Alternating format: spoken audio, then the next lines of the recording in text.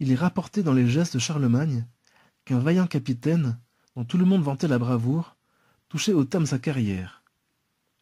Il fit appeler alors un de ses parents, qu'il avait souvent obligé, et lui dit : « J'ai passé 60 ans au service de mon roi, sans jamais acquérir autre chose que ma solde habituelle. Il ne me reste, en mourant, que mon fidèle cheval qui m'a rendu tant de services.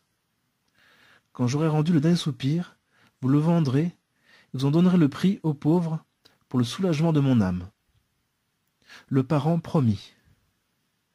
Quand le capitaine eut rendu son âme à Dieu, cet homme, séduit par la beauté et les qualités du cheval, le garda pour lui, sans faire aux pauvres l'aumône convenue.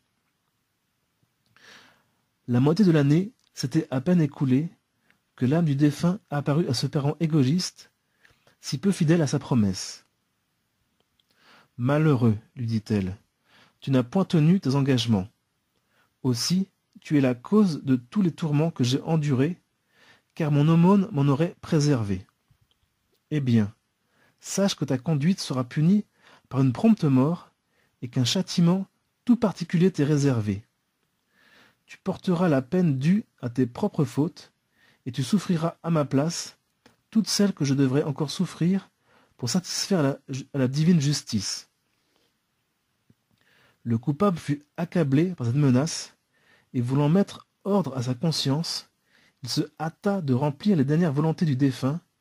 Il fit tout ce qu'il put pour éviter les foudres.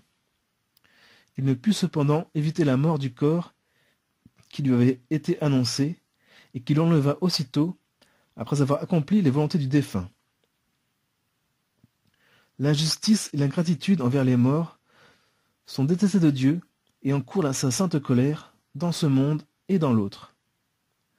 Empressons-nous nous-mêmes de réparer avec nos injustices envers les défunts si nous en avons commis.